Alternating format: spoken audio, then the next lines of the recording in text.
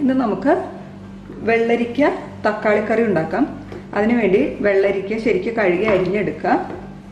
അതിലേക്ക് ഒരു 2 തക്കാളി അരിഞ്ഞത്, ഒരു 5-6 പച്ചമുളക് അതോടെ ഇട്ട് കൊടുക്കാം.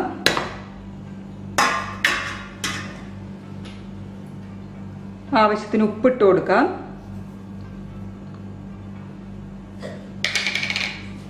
ഒരു 1/4 ടീസ്പൂൺ മഞ്ഞൾപ്പൊടി, ഒരു ടീസ്പൂൺ മുളക് പൊടി. മുളക് പൊടിയുടെ അളവോ പച്ചമുളകിൻ്റെ അളവോ കൂട്ടണം എന്നുണ്ടെങ്കിൽ കൂട്ടാം, കുറയ്ക്കണം എന്നുണ്ടെങ്കിൽ കുറയ്ക്കാം, ഓരോരുത്തരുടെ എരിവ് അനുസരിച്ച്. പിന്നെ കുറച്ച് വെള്ളം ചേർത്ത് കൊടുക്കുക. ഒരു 1/4 കപ്പോളം വെള്ളം കൂടി ചേർത്ത് കൊടുത്ത് ഈ വെള്ളരിക്ക തക്കാളി എല്ലാം ഒന്ന് ശരിക്ക് വേവിച്ചെടുക്കാം. അരപ്പിന് വേണ്ടി നമുക്കൊരു മുക്കാൽ മുറിയോളം തേങ്ങ എടുക്കാം. ചിരവിയ തേങ്ങ, കുറച്ചുള്ളി, ഒരു 5-8 ഉള്ളി, ഒരു പകുതി സവാള.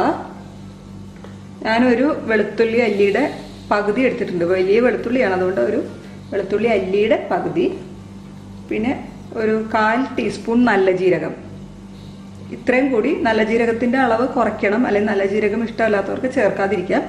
ഞാനിവിടെ ഒരു 1/4 ടീസ്പൂൺ നല്ല ജീരകം കൂടി ചേർക്കുന്നുണ്ട്. ഇത് ശരിക്കും അരച്ചെടുക്കാം.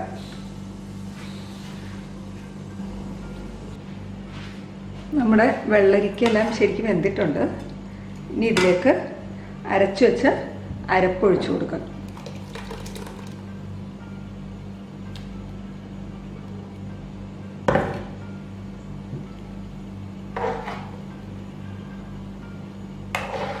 അരപ്പൊഴിച്ചതിന് ശേഷം ഏകദേശം ഒരു മിനിറ്റോളം ഒന്ന് തിളപ്പിക്കാം.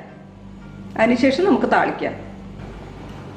നമ്മുടെ കറി ഏകദേശം തിളച്ച് റെഡി ആയിട്ടുണ്ട്. തീ ഓഫ് ചെയ്യാം.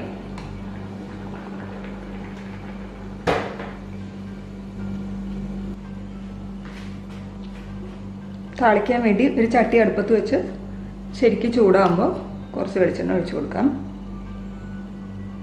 ഏകദേശം ഒരു ടേബിൾ സ്പൂണോളം വെളിച്ചെണ്ണ ഒഴിച്ചു കൊടുക്കാം.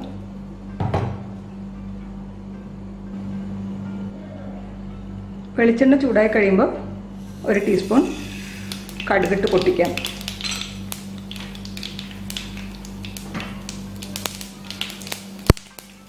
കടുക് പൊട്ടിക്കഴിയുമ്പോൾ കുറച്ച് വേപ്പിലയും വറ്റൽ മുളക് കൂടി ഇട്ട് കൊടുത്ത് ഒന്ന് വഴറ്റാം.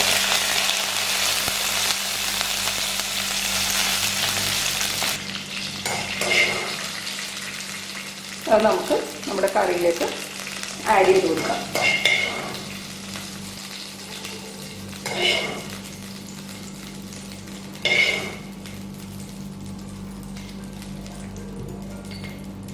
നമ്മുടെ വെള്ളരിക്ക ടൊമാറ്റോ കറി റെഡി ആയിട്ടുണ്ട്. എല്ലാവരും ട്രൈ ചെയ്ത് നോക്കുക. ഇത് ചോറിൻ്റെ കൂടെ സെർവ് ചെയ്യാവുന്നതാണ്. Thank you.